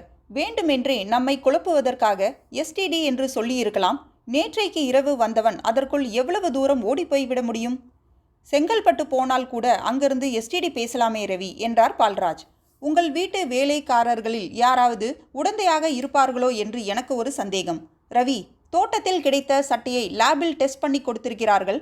இருதயராஜின் அளவிற்கு அது பொருந்துகிறது. ஆனால் அவ்வளவு காட்டமான சென்ட்டை அவன் ஏன் அணிந்து வந்தான் என்றுதான் புரியவில்லை. இன்ஸ்பெக்டர், இருதயராஜின் கிராமத்திற்கு போய் அவன் அப்பாவை காண்டாக்ட் பண்ணினால் அவனுடைய இருப்பிடம் தெரியாமலா போய்விடும் என்றான் ரவிசங்கர். ரவி, பேசாமல் நான் பேப்பரில் ஒரு அறிக்கை விட்டு விடுகிறேனே. வெறும் அறிக்கைதானே. நான் என்ன நிஜத்தில் உன்னை மகன் இல்லை என்று உதறி விடவா போகிறேன்? சீச்சி, அது கோழைத்தனம். அடுத்தது, நீங்கள் சொத்தை எல்லாம் தர்மத்துக்கு எழுதி வைக்க வேண்டும். நடக்கிற காரியமாப்பாது. குற்றவாளியை கண்டுபிடிப்பதுதான் புத்திசாலித்தனம். இன்னும் 24 மணி நேரம் தானே இருக்கிறது ரவி. கண்டுபிடிப்போம் என்றார் இன்ஸ்பெக்டர் பால்ராஜ். இன்ஸ்பெக்டர், எனக்கே போர் அடிக்கிறது ஒரு விஷயத்தை சொல்ல. என்ன ரவி? இன்றைக்கும் எனக்கு ஒரு மிரட்டல் கடிதம் வந்தது. ரோஜா பூவுடன் கடைசி எச்சரிக்கையாம். கடிதத்தை என்னிடம் கொடுங்கள் ரவி. கடைசி வரை நாம் நம்பிக்கையை விடக்கூடாது. இன்றில் இருந்து உங்கள் வீட்டிற்கு 2 கான்ஸ்டபிள்களை ராத்திரி காவல் இருக்க ஏற்பாடு செய்திருக்கிறேன். சுந்தரவடிவேல் கூடை நாற்காலி ஊஞ்சலில் உட்கார்ந்து தரையை மிதித்து சென்று கொண்டிருந்தார். ரவிசங்கர் எதிரே மோடாவில் அமர்ந்தான். என்னப்பா, ரொம்ப டல்லாக இருக்கிறீர்கள்? இன்றைக்கு தேதி 19 ரவி. போலீஸ் கண்டுபிடித்து விடுவார்களப்பா. எனக்கு போலீஸின் மீது நம்பிக்கையே இல்லை ரவி. மே 24 வரை 4 நாள் டைம் இருக்கிறதே. 4 நாட்களுக்குள் என்ன சாதித்து விடப் போகிறது போலீஸ்? ஆமாம் அப்பா, மீராவை கொன்றவர்கள் யார் என்று கண்டுபிடித்த பிறகு கூட அவர்களை அரெஸ்ட் செய்ய முடியவில்லை இந்த போலீஸால். அந்த இருதயராஜ் எங்கே இருந்தாலும் அவனை கண்டுபிடித்து இனி அவனிடமிருந்து நமக்கு எந்த மிரட்டலும் வராமல் செய்யும் ஆட்கள் இருக்கிறார்கள் ரவி. சுந்தரவடிவேலின் முகம் இறுகியிருந்தது. என்னப்பா சொல்கிறீர்கள்? கையில் பணம் சேர சேர பிரச்சனைகள் அதிகம் ரவி. பயம் அதிகம். சில காரியங்களுக்காக ரவுடிகளை தெரிந்து வைத்திருப்பதில் தப்பில்லை. எனக்கென்னவோ. Don't worry. பொறுப்பை என்னிடம் ஒப்படைத்துவிடு. நீ நிம்மதியாய் போய் தூங்கு. காவலுக்கு கான்ஸ்டபிள்கள் வந்துவிட்டார்களா? வந்துவிட்டார்கள். வீட்டில் எல்லா கதவுகளும் உள்ளே பூட்டப்பட்டிருக்கிறதா என்று நானே பர்சனலாக பார்த்து விட்டேனப்பா. ரவிசங்கர் எழுந்து போனதும் சுந்தரவடிவேல் இறங்கினார். தம் பெட்ரூமிற்குள் நுழைந்தார். டெலிஃபோனை எடுத்து சில எண்களை தட்டினார். பத்மராஜன், நான் சுந்தரவடிவேல் பேசுகிறேன். சொல்லுங்கள் சார் என்றான் பத்மராஜன் கடித்து கொண்டிருந்த எலும்பு துண்டத்தை பீங்கான் சாசரில் அவசரமாக வைத்து. நீ எனக்காக ஒரு காரியம் செய்ய வேண்டுமே. என்ன காரியம் சார்? இருதயராஜ் என்று ஒருத்தன் ரோஜா பூவை காட்டியே மிரட்டி கொண்டிருக்கிறான். அவனுடைய கிராமத்து அட்ரஸ் தருகிறேன். இன்னும் 2 நாட்களுக்குள் அவன் எங்கே ஒளிந்து கொண்டிருந்தாலும் கண்டுபிடி, தீர்த்துக்கட்டு. போலீஸ் என்னை தீவிரமாக தேடிக்கொண்டிருக்கிறது சார். எவ்வளவு பணம் வேண்டும் சொல். 1 லட்சம். என் மகன் உயிரை விட எனக்கு 1 லட்சம் பெருசா? கேஷாகவே தருகிறேன். வேண்டுமானால் அட்வான்ஸாகவே தருகிறேன். வேண்டாம் சார், காரியத்தை முடித்துவிட்டு வாங்கிக் கொள்கிறேன். ரிசீவரை வைத்தான் பத்மராஜன். டேய் என்றான். என்னென்ன? வெங்கடபதி புது மொட்டையை ஆர்வத்துடன் தடவிக்கொண்டே எதிரே வந்து பவ்யமாக நின்றான். வேலை வந்துவிட்டது நமக்கு என்றான் பத்மராஜன். அத்தியாயம் 17. அந்த அம்பாசிடர் கார் புளிய மரத்தடியில் பிரேக் அடித்து நின்றது. பத்மராஜன் ரியர் வியூ மிரரில் தன் முகத்தை பார்த்து கொண்டான். அவனுடைய தழும்பையும் உடனடி அடையாளங்களையும் மறைத்து தாடி மூடி இருந்தது. பாக்கெட்டிலிருந்து கத்தியை எடுத்து பட்டனை தட்டினான். பிளிச் என்று திறந்தது. அழுத்தி மூடினான். நீ முதலில் போ, கதவை தட்டு என்றான். வெங்கடபதி தோளில் ஒரு ஜோல்னாப்பை மாட்டியிருந்தான். அதன் திறந்த வாயினுடனே உள்ளே சில பவுடர் டப்பாக்கள் தெரிந்தன. பவுடர் விற்க வந்திருப்பவன் என்றே நினைக்க தூண்டும் தோற்றம். இறங்கினான். கிராமத்து மண் வீதியின் மறுபுறம் இருந்தது அந்த வீடு. இருதயராஜின் வீடு. கதவை தட்டியதும் வந்து திறந்தவருக்கு 50 வயது இருக்கலாம். உழைத்து உரமேறிய உடம்பு. கழுத்தில் சிலுவை தொங்கியது. யாரப்பா வேண்டும்? இங்கே என் நண்பன் இருதயராஜ் இருந்தானே. இருதயராஜ் இல்லை என்று கதவை சாத்த அவர் முனைந்ததும் வெங்கடபதி எட்டி உதைத்து உள்ளே நுழைந்தான். அவர் மீது பாய்ந்து நொடியில் அவர் கழுத்தில் கத்தியை வைத்தான். கத்தினால் ஒரே சீவு என்றான். இப்பொழுது சொல்லுங்கள், எங்கே இருதயராஜ் என்று கேட்டுக்கொண்டே உள்ளே நுழைந்தான் பத்மராஜன். கதவை காலாலேயே அரைந்து மூடினான். உள்ளே இருந்து வெளிப்பட்ட ஒரு பெண்மணி இருதயராஜின் அம்மாவாக இருக்க வேண்டும். பயத்தில் புடவை சுருளை வாயில் அடித்து கொண்டாள். சிலுவை மனிதரின் கண்களில் பயரேகை. இருதயராஜ் என் மகன்தான். காலையில் கூட அவனை பற்றி கேட்டுக்கொண்டு போலீஸ் வந்திருந்தது.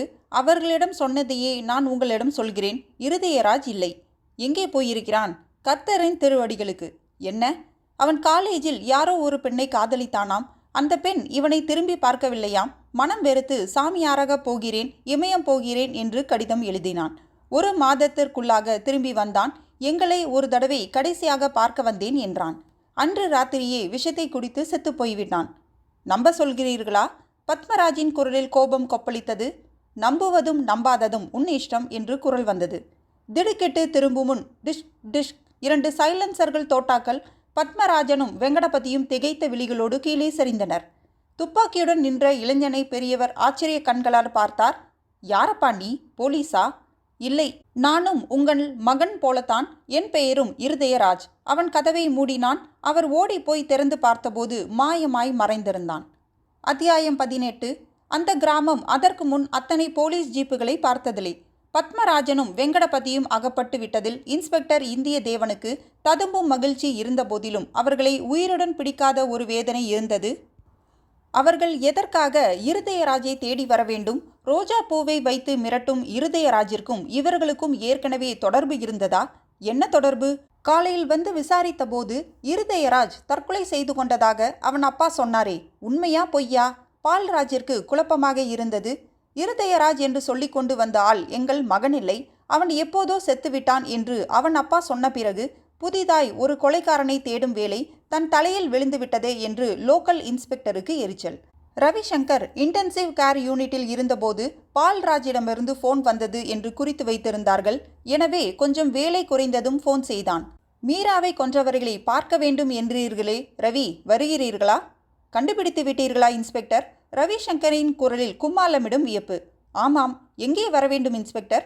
மார்ச்சுவரிக்கு. வாட்? உயிருடன் பிடிக்க முடியவில்லை ரவி. நான் உடனே வருகிறேன். ஜெனரல் ஆஸ்பத்திரியின் மரநிழலில் பால்ராஜ் நின்றிருந்தார். சிகரெட் வாசம் சூழ்ந்து இருந்தது. என்ன ஆயிற்று இன்ஸ்பெக்டர்? ரவிசங்கர் கைகளை கட்டியிருந்தான். நேற்று இருட்டிய பிறகு இருதயராஜின் வீட்டிற்கு பத்மராஜனும் வெங்கடபதியும் போயிருக்கிறார்கள் அவனை தேடி. அவனை ஏன் அவர்கள் தேட வேண்டும்? அதைத்தான் விசாரித்து கொண்டிருக்கிறோம். எங்கே இருக்கிறது இருதயராஜின் வீடு? பக்கத்து கிராமத்தில்தான். மெட்ராஸிலிருந்து 1 மணி நேரத்திற்குள் காரில் போய்விடலாம். இருதயராஜின் வீட்டில் வைத்து அவர்களை யாரோ சுட்டுவிட்டார்கள். இருதயராஜாக இருக்குமோ? அங்கேதான் ஒரே குழப்பம். ஒரிஜினல் இருதயராஜ் தற்கொலை செய்து கொண்டு விட்டான் என்று அவன் வீட்டில் சொல்கிறார்கள். சுட்டவனை அவன் அப்பா பார்த்தாராம். தாடி மீசையெல்லாம் வைத்து தலையில் ஒரு தொப்பி வேறு அணிந்திருந்தானாம். தன் பெயர் இருதயராஜ் என்று சொல்லிக் கொண்டானாம். என்ன இது புதுக்கதை இன்ஸ்பெக்டர்? சந்தேக லிஸ்டில் இருப்பவர்களுடைய போட்டோக்களையெல்லாம் காண்பித்தீர்களா? ரெக்கார்டில் இருக்கும் போட்டோக்களையெல்லாம் காண்பித்தாயிற்று. இருதயராஜின் அப்பாவால் சரியாக அடையாளம் சொல்ல முடியவில்லை. இவனாக இருக்கலாம், அவனாக இருக்கலாம் என்று 10 போட்டோக்களையாவது காட்டி குழப்பிவிட்டார். லேப் ரிப்போர்ட் படி பத்மராஜனும் வெங்கடபதியும் கொல்லப்பட்டது ஒரு .38 ரிவால்வரால். அதிக சத்தம் வரவில்லை என்று சொன்னதை பார்த்தால் சைலன்சர் பொருத்தப்பட்டிருக்க வேண்டும். எனக்கு இப்போது புதிய கவலை எல்லாம் ஒன்றுதான். இருதயராஜிடம் துப்பாக்கி இருக்கிறது. அவனுடைய மிரட்டலை இனிமேலும் வெறும் வெற்று மிரட்டலாக நாம் எடுத்துக்கொள்ள முடியாது. லைசன்ஸ் இல்லாத துப்பாக்கி ஒன்று வேறு வைத்திருக்கிறான். 24ஆம் தேதி உங்களுக்கு கம்ப்ளீட் பாதுகாப்பு தருவது ஒன்றுதான் வழி என்று நினைக்கிறேன். மே 24 விடிகாலையிலேயே இன்ஸ்பெக்டர் பால்ராஜும் 3 கான்ஸ்டபிள்களும் ஆஜராகி விட்டார்கள். ரவிசங்கர் சற்றே கூச்சத்தோடு சிரித்தான். எங்கேயும் வெளியே போகாதே என்று தடுக்கிறீர்கள் இன்ஸ்பெக்டர். வெகு முக்கியமான ஆபரேஷன் ஒன்றை நான் இன்றைக்கு செய்தே ஆக வேண்டும். நீங்களும் வேண்டுமானால் ஆபரேஷன் தியேட்டருக்கு வாருங்கள். ரொம்ப அவசியமான ஆபரேஷனா ரவி? தவிர்க்க முடியாது. என்னவோ ஊரிலேயே பெரிய கொலைக்காரனை போல என்னை சுற்றி எப்போதும் போலீஸ் இருப்பதே எனக்கு வேடிக்கையாக இருக்கிறது. அப்பா எங்கே? 5:30 மணிக்கெல்லாம் எழுந்து குளித்து பூஜை ரூமிற்கு போனவர்தான் என்று சிரித்தான் ரவிசங்கர். சுந்தர வடிவேல் வேட்டு கட்டியிருந்தார். சட்டை இல்லாத மார்பில் பட்டை பட்டையாக திருநீரு. கண்களை மூடி கைகளை கூப்பியிருந்தார். முருகா முருகா முருகா என்று உதடுகள் விடாமல் சொல்லிக் கொண்டிருக்க மனதில் எண்ணங்கள் சமுத்திர அலைகள் போல மோதிக்கொண்டிருந்தன. நான் எத்தனையோ தவறு செய்திருக்கிறேன். சில தலைகள் தரையில் உருள ஆள் அனுப்பியிருக்கிறேன். ஆனால் முருகா, எல்லாம் என் மகனுடைய நல்லதற்காக என்று நினைத்துத்தான் செய்தேன். நீ என்னை கைவிட்டு விடாதே. உனக்கு வைர கிரீடமே பண்ணி போடுகிறேன். என் தவறுகளுக்கெல்லாம் ரவிசங்கரை தண்டித்து விடாதே முருகா. அப்பா! ரவிசங்கரின் குரல் அவர் அருகில் மண்டியிட்டு அமர்ந்து மெல்லிய குரலில் கூப்பிட்டதும் கண் திறந்தார். அப்பா, கிளினிக்கிற்கு கிளம்பிவிட்டேன். துணைக்கு கூடவே போலீஸ் வருகிறது. பயப்படாதீர்கள். ரவி, இன்று முழுக்க நீ என்னுடனேயே இருக்கக்கூடாதா?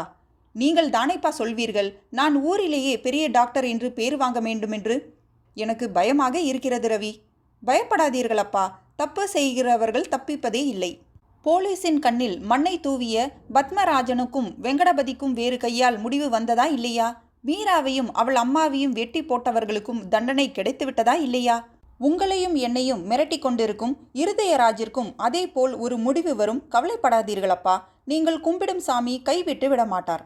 சுந்தர வடிவேல் கை நிறைய விபூதி எடுத்து ரவிசங்கரின் நெற்றியில் பூசினார். போலீஸ் இல்லாமல் எங்கேயும் போகாதே ராஜா. அவர் கண்களில் திரண்டிருந்த நீரை பார்த்து ரவிசங்கர் வியந்தான். ஒரு விரல் நீட்டி அதை துடைத்தான். அத்தியாயம் 19. ஹால் கடிகாரம் 10 முறை சங்கீத ஒலி எழுப்பியது. பால்ராஜ் ஒரு நீண்ட கொட்டாவி விட்டார். சோஃபாவில் அவருக்கு எதிரே உட்கார்ந்து இருந்த ரவிசங்கர் அவர் தொடையில் செல்லமாக தட்டினான். இன்ஸ்பெக்டர் பாவம், ரொம்ப டயர்டாகி இருக்கிறார். நீங்கள் வேண்டுமானால் தூங்குங்களேன். பால்ராஜ் புன்னகையுடன் தலையை உதறி கொண்டார். காலை 4 மணிக்கு எழுந்துவிட்டேன். எனக்கு ரிலீஃபிற்கு வேறு ஆளை அனுப்புகிறேன் என்று டிபார்ட்மெண்ட்டில் சொன்னபோது கூட இந்த கேஸில் நானே இருக்கிறேன் என்று அடம்பிடித்து விட்டேன். ஜன்னலுக்கு வெளியே தோட்டத்தில் சூழ்ந்து இருந்த இரவு இருட்டை விரட்டி துரத்தும் பெரிய வெள்ள வெளிச்சங்கள். இவ்வளவு பந்தோபஸ்து எதிர்பார்த்திருக்க மாட்டான் நம் நண்பன். சுந்தர வடிவேல் ரவிசங்கரின் பக்கத்திலேயே உட்கார்ந்து அவன் கையை பற்றி மடியில் வைத்து கொண்டிருந்தார். எனக்கென்னவோ இன்னும் பயம் போகவில்லை.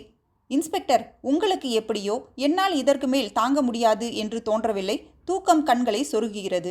காலையில் 5 மணிக்கெல்லாம் ஒரு ஆபரேஷனுக்கு வேறு போக வேண்டும் என்று எழுந்து சோம்பல் நெறித்தான் ரவிசங்கர். உங்களுக்கு இன்றைக்கு பிரைவசி கிடையாது, சாரி என்று எழுந்தார் பால்ராஜ். நானும் உங்களுடன் படுத்துக்கொள்ளட்டுமா ரவி? சீச்சி, என்னப்பா நீங்கள் குழந்தை மாதிரி. எனக்குத்தான் துணைக்கு 2 கான்ஸ்டபிள்கள் இருக்கிறார்களே. இன்ஸ்பெக்டர் சொன்னது போல் இருதயராஜ் பயந்து விட்டான் என்றுதான் நானும் நினைக்கிறேன். வீட்டை சுற்றி காவல், எல்லா பக்கமும் வெளிச்சம். வரமாட்டான். நிம்மதியாக தூங்குங்கள்.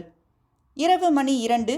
குக் குக் என்று எலக்ட்ரானிக் வாட்ச் ஒலி எழுப்பியதும் ரவிசங்கர் கண் திறந்தான். கட்டிலில் படுத்திருந்தான். கழுத்து வரை போர்வை போர்த்தி இருந்தது. ஏசியின் குளுமை சற்று கூடுதலாக இருந்திருக்க வேண்டும். வாசல் அருகிலும் ஜன்னல் அருகிலும் நாற்காலி போட்டு உட்கார்ந்திருந்த 2 கான்ஸ்டபிள்களும் மார்புக்கு குறுக்கே கைகளை கட்டியிருந்தனர்.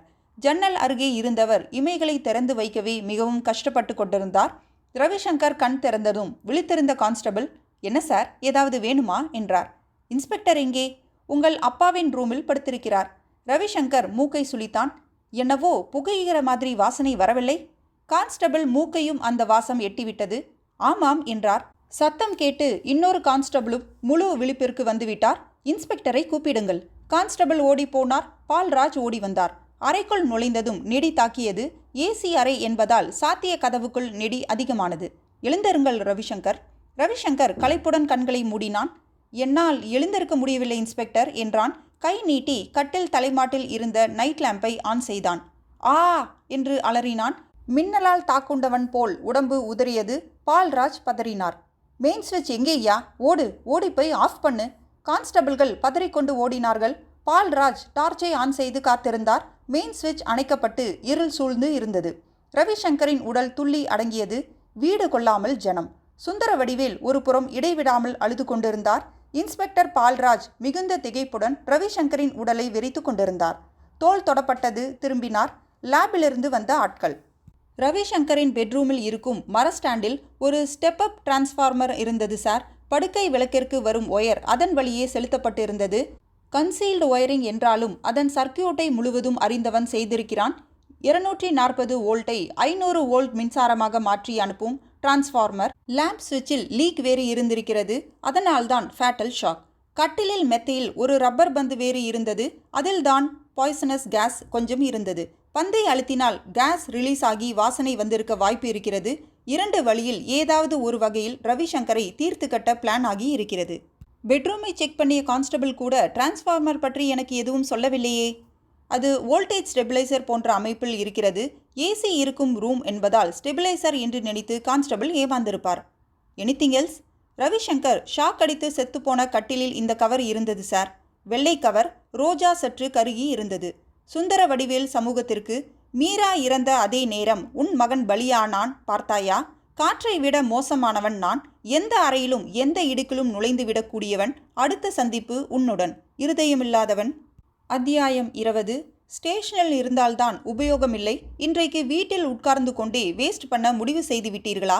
ரோஸ்லின் கூவினாள். ரோஸ்லின், இங்கே பார். இந்த கேஸ் என் மண்டையை குடைகிறது. கடிதமாக எழுதுகிறான். ரோஜா அனுப்புகிறான். அத்தனை காவலையும் தாண்டி கொலை செய்கிறான். மே 26 நாளைக்கு சுந்தர வடிவேலுக்கு நாள் குறித்திருக்கிறான். அதற்குள் அவனை கண்டுபிடித்தாக வேண்டும். அவனுடைய கடிதங்களை எல்லாம் சேர்த்து படித்து பார்க்கிறேன். ஏதாவது க்ளூ கிடைக்காதா என்று. இது போலீஸ்காரங்க சமாச்சாரம். உன் மரமண்டையில் ஏறாது. பால்ராஜ் மேஜை விலக்கடியில் கடிதங்களையெல்லாம் மறுபடியும் படித்து கொண்டிருந்தார். மரமண்டை எனக்கா உங்களுக்கா? ஒவ்வொரு உயிராக கோட்டை விட்டு கொண்டிருப்பது நீங்களா நானா? ரோஸ்லின் இடுப்பில் கை வைத்து நின்றாள். எங்கே பார்ப்போம் அந்த கடிதங்களை என்று வெடுக்கென்று அவரிடமிருந்து பிடுங்கினாள். கடிதங்களை படிக்க படிக்க அவளுக்குள் ஒரு சுவாரஸ்யம் வந்துவிட்டது. 10 முறை படித்திருப்பாள். இதோ இருக்கிறதே க்ளூ என்றாள். முதல் கடிதத்தை பாருங்கள். பால்ராஜ் அவளிடமிருந்து வாங்கி படித்தார். எனக்கன்றும் தெரியவில்லையே. உங்களுக்கு புரியாதது இந்த மரமண்டைக்கு புரிந்துவிட்டது. கடிதத்தின் ஆரம்பம் என்ன? இருதயமில்லாத டாக்டர் ரவிசங்கருக்கு. கடிதத்தின் முடிவு என்ன? எழுதியவன் பெயர் இருதயம் இல்லாதவன். புரியவில்லை. பால்ராஜின் நெற்றி பொட்டில் அடித்தது போல் இருந்தது. You are correct. இருதயமில்லாதவனுக்கு எழுதியிருக்கிறான். Roslin, you are great. அப்படியே அள்ளி அவளுக்கு ஒரு ஈச் கொடுத்தார். சட்டையை மாட்டிக்கொண்டு வெளியே பாய்ந்தார். சுந்தர வடிவேல் வெறித்த விழிகளுடன் வரவேற்றார். சார், இருதயமில்லாதவன் என்று கடிதங்கள் எழுதியது யார் என்று கண்டுபிடித்து விட்டேன் என்று பரபரத்தார் பால்ராஜ். எனக்கும் தெரிந்துவிட்டது என்றார் சுந்தர வடிவேல். கொரியர் சர்வீஸில் அவனிடமிருந்து எனக்கு கடைசி கடிதம் வந்துவிட்டது. அதே ரோஜா பூவுடன். பார்க்கிறீர்களா? சுந்தர வடிவேல் அந்த வெள்ளை கவரை பால்ராஜிடம் நீட்டினார். அன்புள்ள அப்பாவிற்கு இருதயமில்லாத ரவிசங்கர் எழுதிய கடைசி கடிதம். பணம் உங்கள் கண்களை புற்றுநோய் போல் மறைத்து தொங்குகிறது. மீராவை நான் காதலித்த போது உங்கள் மனம் ஒப்புக்கொள்ளவில்லை. ஆனால் சம்மதம் தெரிவித்து நடித்தீர்கள். மீராவை என்னிடமிருந்து பிரிக்க எத்தனையோ சுலபமான வழிகள் உங்களுக்கு தோன்றாமல் போனது எனக்கு அதிர்ச்சியாய் இருக்கிறது. அவளையும் அவள் அம்மாவையும் பத்மராஜன் என்ற கூலி கொலையாளி மூலம் தீர்த்து கட்டி எப்படியப்பா உங்களுக்கு மனசு வந்தது? மீரா செத்ததற்கு மறுநாள் எதேச்சையாக என் ரூமில் நான் ஃபோன் எடுத்தபோது நீங்கள் ஃபோனில் பேசி கொண்டிருந்தது கேட்டது. காரியத்தை முடித்தது பெரிதில்லை. கொஞ்ச நாளைக்கு தலைமறைவாக இருங்கள் என்று நீங்கள் பத்மராஜிடம் பேசியது என் காதில் விழுந்தது. உண்மை புரிந்தது. அதிர்ந்தேன். ஆத்திரத்தில் எதுவும் செய்யக்கூடாது என்று 2 நாள் ரூமை விட்டு வெளியே வராமல் சிந்தித்தேன். மீராவை இருதயராஜ் என்று ஒரு பையன் ஒருதலை காதல் செய்து மனம் ஒடிந்து தற்கொலை செய்து கொண்டான் என்று அவள் வருத்தத்துடன் சொன்னது எனக்கு நினைவு வந்தது. அவனை என் திட்டத்திற்கு கதாநாயகனாக்கினேன். புதிய கையெழுத்தில் மிரட்டல் கடிதங்களை எழுதினேன். பணம் பணம் என்று அலைகிறீர்களே, அந்த பணம் இல்லை என்று உங்கள் மகனை அனாதையாக்குங்கள் என்று மிரட்டினேன். குளோரோஃபார்ம் உபயோகித்து உங்களையும் வேலைக்காரர்களையும் மயக்கமாக்கி உங்களை கட்டிலோடு கட்டி போட்டு நிமிர்த்தி வைத்தேன்.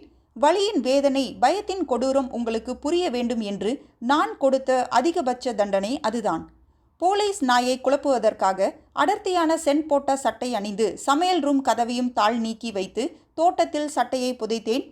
இருதயராஜின் கையெழுத்தை வைத்து போலீஸ் ஒப்பிட்டு பார்க்காத வரை எனக்கு பிரச்சனை இல்லை. அவர்களுக்கு நன்றி. ஒரு முறை குரல் மாற்றி உங்களை ஃபோனில் மிரட்டினேன். மீராவை கொன்ற பத்மராஜையும் வெங்கடபதியையும் என்னால் தண்டிக்க முடியாமல் 24ஆம் தேதி சாகப் போகிறேன் என்று தான் நினைத்திருந்தேன். ஆனால் அவர்களை சந்திக்கும் வாய்ப்பை எனக்கு நீங்களே ஏற்படுத்தி தந்தீர்கள். பத்மராஜனுடன் நீங்கள் ஃபோனில் பேசியதை எக்ஸ்டென்ஷன் வழியாக கேட்டேன். இருதயராஜின் கிராமத்திற்கு போய் காத்திருந்தேன். என்னிடம் கருப்பு மார்க்கெட்டில் வாங்கிய ரிவால்வர் பச்சைகளை சுடுகிற மாதிரி அவர்களை சுட்டு தள்ளினேன். வெட்டி போட்டிருந்தால் இன்னும் மகிழ்ந்திருப்பேன். மே 24 படுக்க போகும்போது ஒரு சிறு ரப்பர் பந்தில் குளோரோஃபார்ம் வாயு அடைத்து எடுத்து போவேன். மீரா இறந்த அதே 2 மணி வந்ததும் பந்தை காலால் அழுத்தி புகை வாசம் என்று போலீஸை குழப்பி அவர்கள் சாட்சியத்தோடு அழிந்து போவேன். யாராலும் என்னை காப்பாற்ற முடியாது. மீராவை தேடி போகிறேன். நான் உயிர் விடும் கதை உங்களுக்கு கடைசி வரை ஒரு உயிர் விடுகதையாகவே இருக்கட்டும். நான் போனால் என்ன? கோடி கோடியாய் பணம் இருக்கிறது, சொத்து இருக்கிறது. உங்களுக்கு நூற்றுக்கணக்கான வாரிசுகளை தேடித்தர வரட்டுமா? ஒரே ஒரு சத்தியம், உங்கள் உயிருக்கு எந்த ஆபத்தும் இல்லை. அது வெறும் மிரட்டல்தான். உங்கள் மகனாக பிறக்க யோகியதை இல்லாத ரவிசங்கர். பால்ராஜ் நிமிர்ந்தார்.